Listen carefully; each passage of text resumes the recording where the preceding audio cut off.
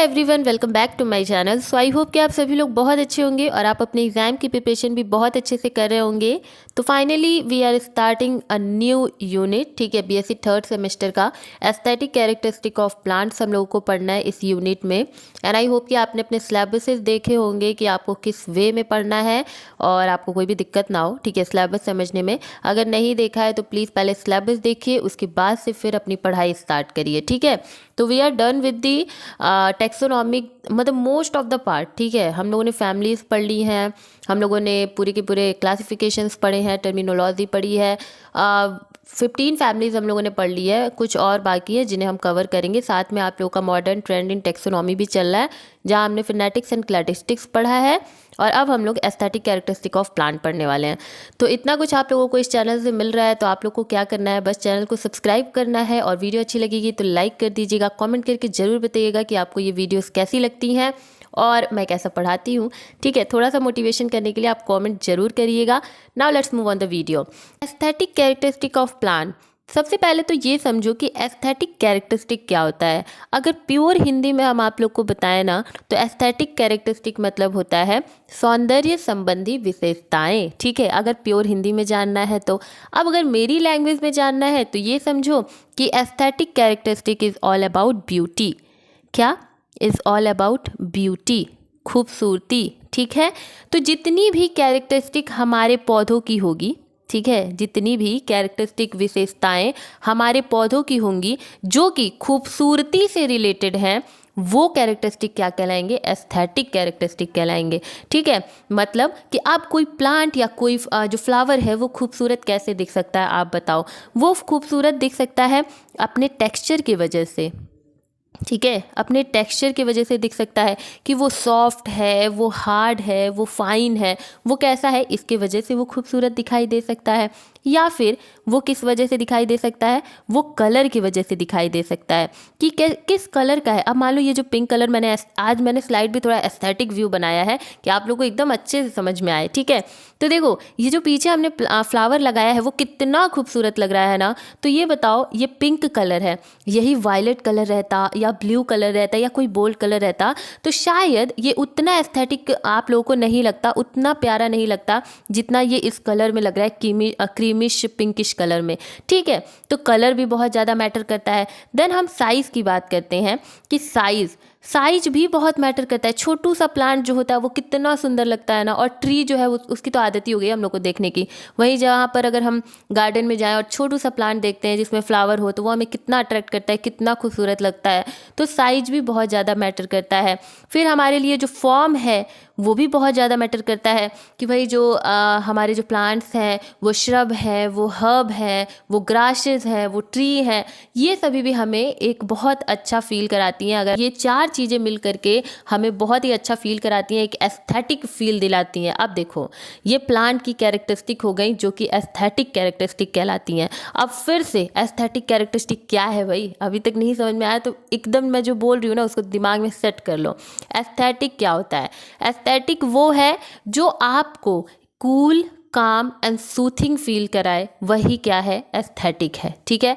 कोई कलर है, मान लीजिए हम आपके सामने एकदम ना ऐसे चटकीला वाला ना एकदम मैरून या फिर रेड कलर रखते हैं, और वही कंट्रास्ट में हम आपको ये जो कलर यहाँ पर क्रीमिश एंड पिंकिश कलर है ये रखते हैं, तो आपको कूल, काम एंड सूथिंग कौन सा कलर लगेगा? आप किसको देख के सुकून फील करोगे? तो आप इस वाले कलर को देख करके ज़्यादा सुकून फील करोगे, हालांकि आप जो रेड कलर है उसको इग्नोर करने की कोशिश करोगे।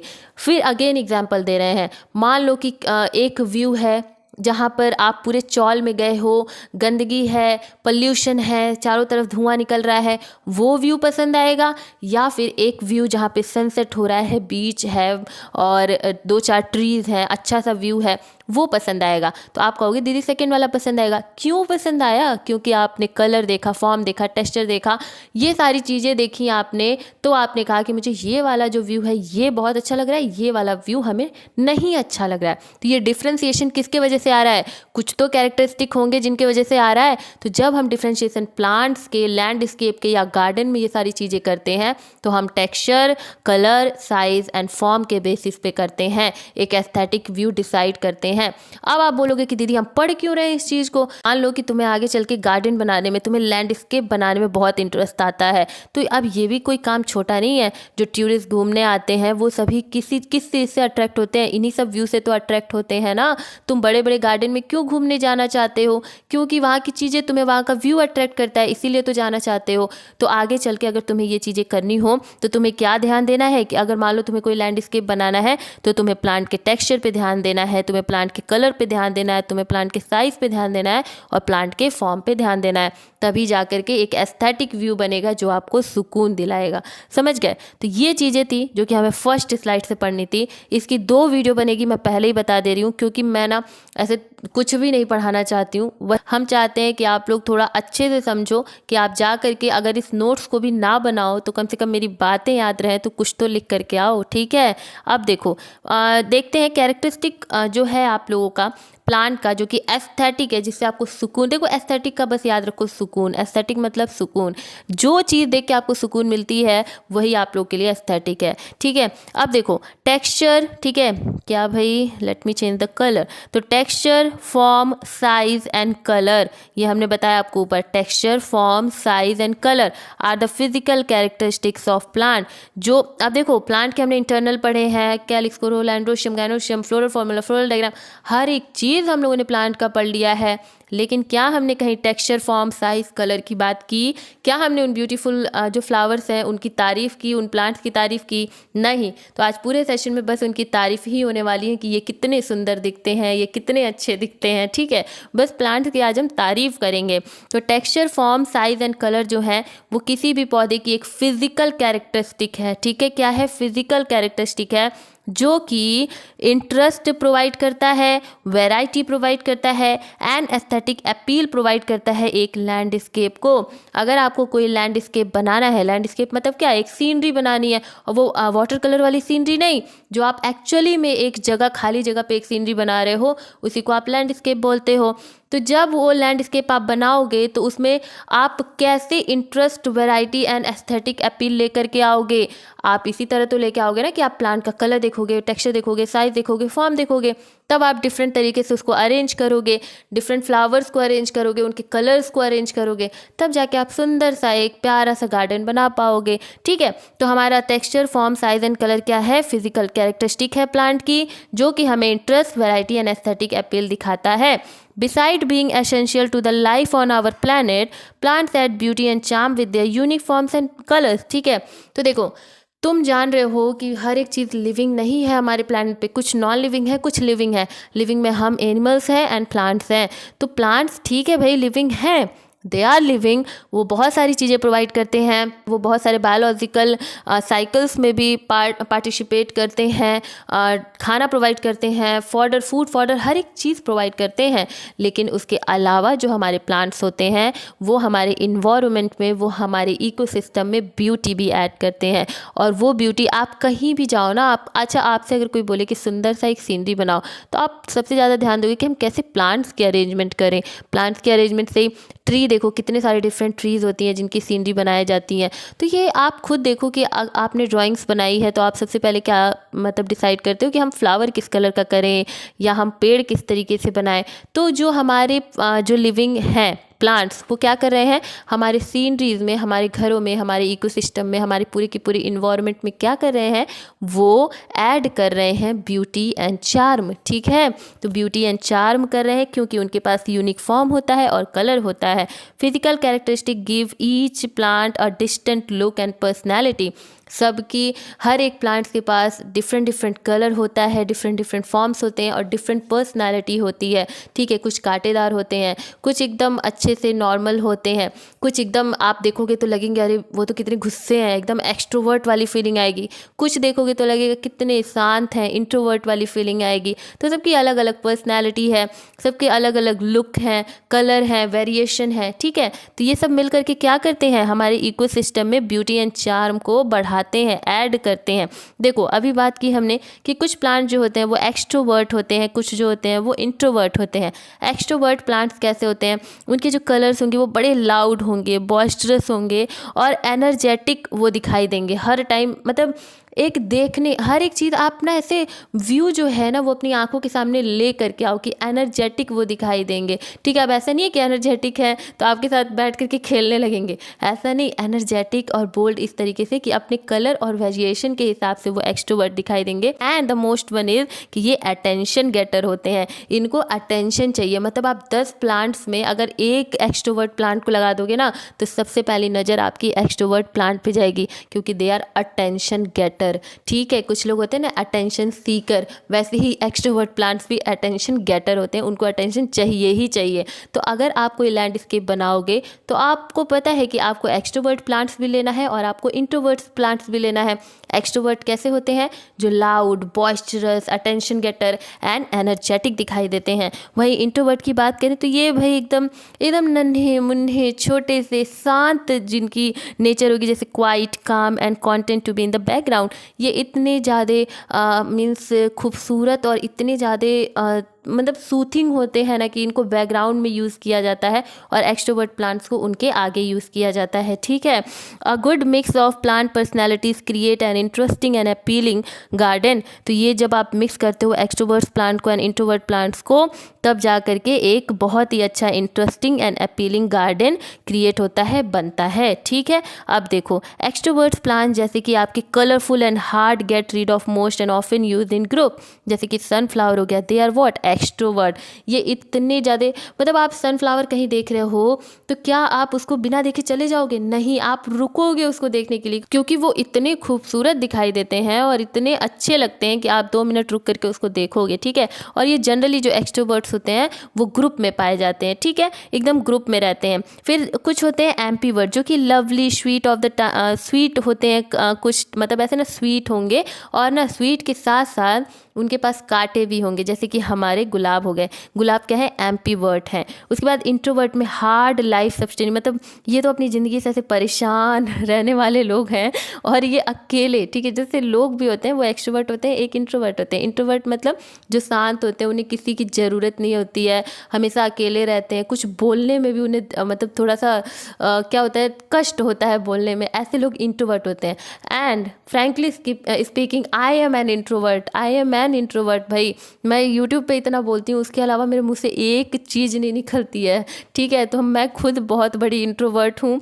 और कुछ लोग होते हैं जो एक्सट्रोवर्ट होते हैं, बहुत बोलते हैं, ग्रुप में रहते हैं, सबके साथ घुल मिल जाते हैं, बट हम ऐसे नहीं हैं। ठीक है, तो वैसे ही प्लांट्स भी है। तो जैसे कि आप कैक्टस देखते हो, कैक्टस को तुम देखते हो हमेशा अकेले खड़ा रहता है। यार अपने ही उस गमले में अगर 2-3 कैक्टस भी लगे हैं ना तो भी बेचारा वो सबसे सेपरेट, दूरी, एकदम दूरी में खड़ा रहेगा। ठीक है, हो सकता है कि उसके पास कांटे हो, इस वजह से दूरी मेंटेन करते हो, या फिर इनका नेचर ही इंट्रोवर्ट वाला है तो ये किसी के पास जाते नहीं हैं। ठीक है, तो ऐसे करके आप समझ सकते हो कि जो आपके एक्सट्रोवर्ट्स हैं वो बड़े घुलनशील होते हैं, सबसे बातचीत करते हैं, अपने स्पीसीज से भी बात करेंगे और दूसरे प्लांट के स्पीसीज से भी बात करेंगे। तो ये लोग ना, इनको किस में यूज़ किया जाता है? ग्रुपिंग में यूज़ किया जाता है। हर चीज़ इनको ग्रुप में, मतलब एक सनफ्लावर का प्लांट आप नहीं लगाओगे, आप 10-20 प्लांट लगाओगे तब जा करके एक अच्छा सा व्यू बनेगा। वहीं अगर हम कैक्टस की बात करेंगे तो उसको अकेला भी खड़ा कर दोगे तो व्यू अच्छा ही बनेगा। ठीक है, तो ये आपके इंट्रोवर्ट, एक्सट्रोवर्ट और एम्पीवर्ट की बात हो गई। नाउ ये चीज़ें हमने इस तरीके से, इस वजह से लिखी हैं कि आप इसको एग्जामिनेशन में भी ऐसे ही लिखना। ठीक है, एस्थेटिक कैरेक्टरिस्टिक लिखना और फिर ऐसे एरो बनाना, और ये आपका फर्स्ट हो जाएगा कि फॉर्म मैटर करता है, कैरेक्टरिस्टिक है उसका, दूसरा आपका टेक्सचर है, एंड तीसरा आपका साइज़ है, एंड चौथा आपका कलर है। ठीक है, यही आपके एस्थेटिक कैरेक्टरिस्टिक हैं प्लांट्स के। सबसे पहले हम पढ़ेंगे फॉर्म के बारे में। ठीक है, जो हमारा फर्स्ट है वो है फॉर्म, जिसके बारे में हम पढ़ेंगे। फॉर्म देखिए क्या होता है। फॉर्म एक 3 dimensional, form is the 3 dimensional shape of a plant और अ प्लांट मास। तो फॉर्म जो होता है वो 3 डायमेंशनल शेप होता है हमारे प्लांट्स का। ठीक है, the overall form is more और less relevant depending on the viewing perceptive. मतलब देखो, for example the form of a tree can appear quite different whether the viewer is standing under the canopy than it does not when the viewer is standing in an open field। अब form का मतलब क्या है, देखो मैं आपको बता रही हूँ। फॉर्म सबसे पहले समझो कि ट्री, ठीक है, फॉर्म हम बोल किसको रहे हैं, एक फॉर्म होता है प्लांट का ट्री। ठीक है, देखो, तो एक जो होता है प्लांट वो ट्री के फॉर्म में होता है, ठीक है। एक आपके घास हो गए, ठीक है। अब कुछ बच्चों को ऐसा लगता है कि जो घास है वो बस जो ग्रीन ग्रीन कलर की उगती है वही घास है, और ज़िंदगी में कोई घास ही नहीं है पूरी दुनिया में, ठीक है। वो ज़िंदगी भर यही समझते हैं कि वो जो ग्रीन ग्रीन कलर की घास है बस वही घास है। ऐसा नहीं है, घास इतनी वैरायटी की है तो तुम्हें लगेगा कि भाई हम आज तक पढ़ ही क्या रहे थे, ठीक है। इतनी वैरायटी के घास है, ठीक है। तो घास भी होते हैं, ग्राउंड कवर जिसको बोलते हैं, और कुछ श्रब्स होते हैं। ये 3 फॉर्म है हमारे प्लांट्स के, कि या तो ट्री के फॉर्म में पाए जाएंगे, या तो ग्राउंड कवर के फॉर्म में पाए जाएंगे, या फिर श्रब के। मतलब ये कि बड़ा, ठीक है, या तो एकदम बड़ा, या तो छोटा मीडियम जो कि श्रब, और या तो एकदम छोटा जो कि ग्रास, ठीक है। तो ये आपके 3 फॉर्म हो गए प्लांट्स के। Trees are distinguished by a large size their trunk and their canopy. Tree जो है वो कैसे डिस्टिंग होते हैं, किसी किसी ट्री का बहुत ही लार्ज, बहुत बड़ा साइज होता है। ट्री का जो ट्रंक होता है उसमें डिफरेंट स्ट्रक्चर्स होते हैं, कुछ कैनोपी टाइप के होते हैं।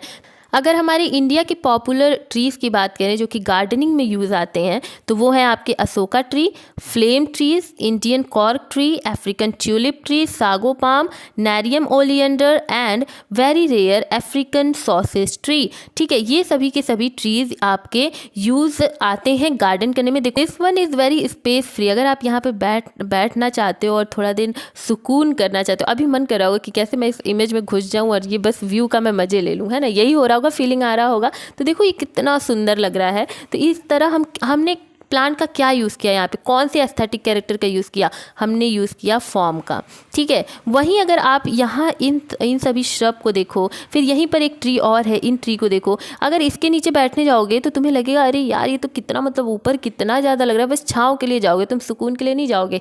लेकिन यहाँ पर देखो, यहाँ पर आपको सुकून मिलेगा, ऊपर सब खुला हुआ, नीचे इतनी ग्रीनरी। तो ये सब फॉर्म डिसाइड कर रहा है एक लैंडस्केप का व्यू जो कि हमारे प्लांट का फॉर्म है, ठीक है। मतलब उसका एस्थेटिक कैरेक्टरिस्टिक है। अब देखो कितने टाइप के ट्री हो सकते हैं।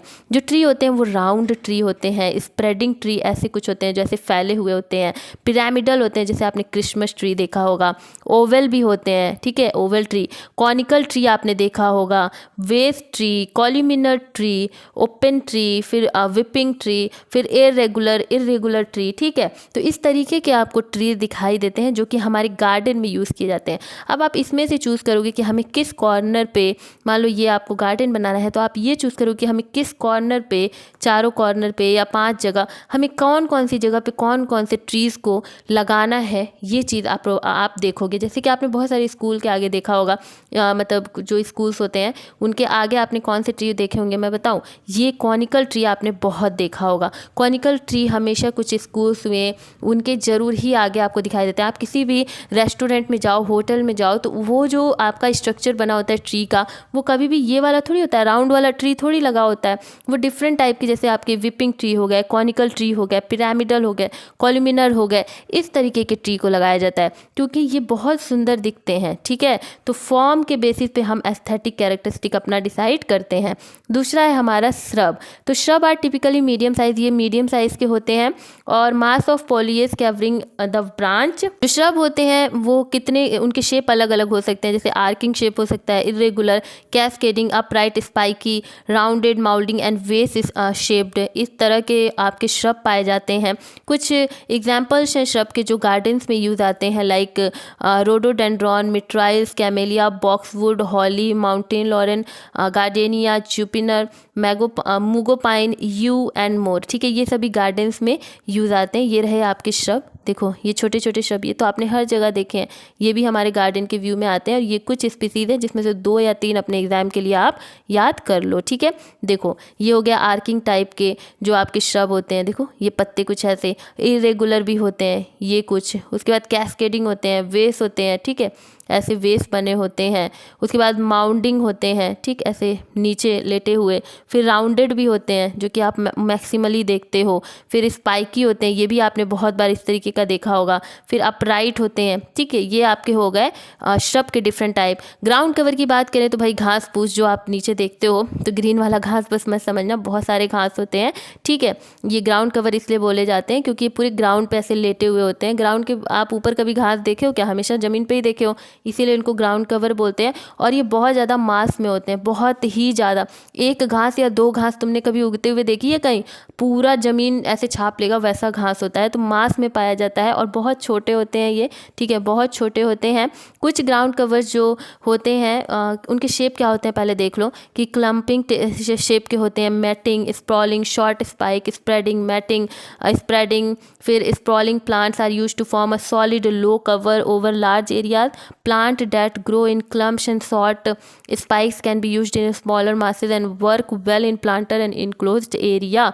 ठीक है, देखो अब ऊपर की लाइन छोड़ दो, ये समझो कि ऐसे कुछ होते हैं, ठीक है। कुछ जो ग्राउंड कवर होते हैं वो क्लम्पिंग टाइप के होते हैं, कुछ मेटिंग टाइप के, कुछ स्प्रेडिंग, कुछ शॉर्ट स्पाइक्स एंड कुछ स्प्रॉलिंग। ठीक है, देखो इसमें आपको फ्लावर्स भी दिखाई देंगे क्लम्पिंग वाले में, मेटिंग में बहुत छोटे छोटे, स्प्रॉलिंग में ऐसे लेटे हुए कवर किए। स्पाइक्स, स्पाइक्स मतलब क्या होता है कि कांटे नुमा जो स्ट्रक्चर आपको दिखाई देता है उसी को बोलते हैं। तो ऐसे ये ऐसे दिखाई देंगे। आप जनरली बनाते भी ऐसे ही हो, ड्राइंग बनाओ तो, ठीक है, स्पाइक्स बनाते हो। और स्प्रेडिंग मतलब दूर दूर तक फैला हुआ जो घास होता है उसको हम लोग स्प्रेडिंग बोलते हैं, ठीक है।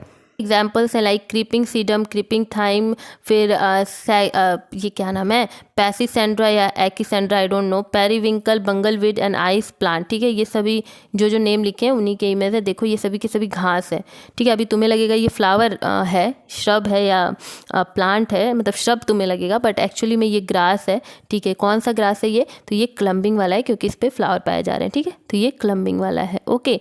तो this is what ground covers. अब देखो एक जो हमने नाम पढ़ा था, आई डोंट नो इसको क्या पढ़ेंगे, पैसीसेंड्रा पढ़ेंगे, एकीसेंड्रा पढ़ेंगे या क्या पढ़ेंगे, तो जो भी पढ़ेंगे, ये जो हमारा ग्रास होता है ऐसा लगता है, ठीक है, ऐसे लगते हैं ये, और इनमें फ्लावर्स ऐसे आते हैं। तो ये is one of the most widely used ground cover, ठीक है। ग्राउंड कवर में ये यूज़ होता है कंट्री के, थैंक्स टू द क्यों यूज़ होता है? ड्यूरेबिलिटी की वजह से।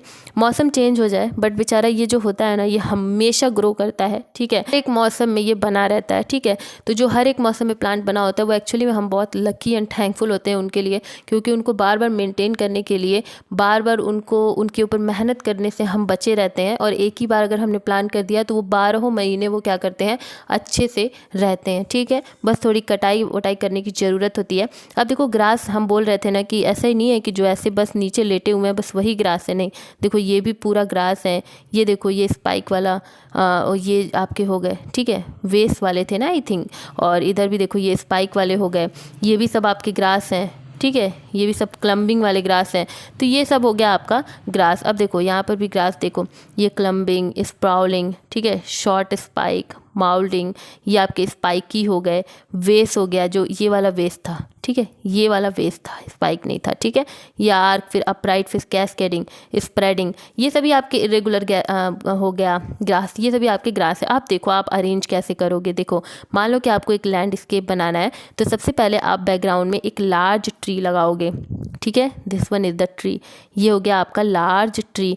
उसके बाद आप मिड में लगाओगे स्मॉल ट्रीज़, ठीक है, क्या लगाओगे मिड में? Small trees. ये देखो ये पर्पल वाले जो हैं दीज आर स्मॉल ट्रीज। आपने लास्ट ट्री लगाया फिर स्मॉल ट्री लगाया, ठीक है। उसके बाद आप लगाओगे फोरग्राउंड पे स्मॉल श्रब लगाओगे, ठीक है, उसके आगे बीच में, ठीक है, ये पीछे वाला पार्ट हो जाएगा इतना जहाँ पर आप बड़ा पेड़, छोटे पेड़, उसके बाद श्रब की बारी आएगी, ठीक है। तो श्रब में पहले आप ये देखो ये सब श्रब लगा रहे हो आप, ये सब श्रब हैं, ठीक है। उसके बाद फिर आप ग्राउंड लेयर करोगे, अब नीचे का काम करोगे, ठीक।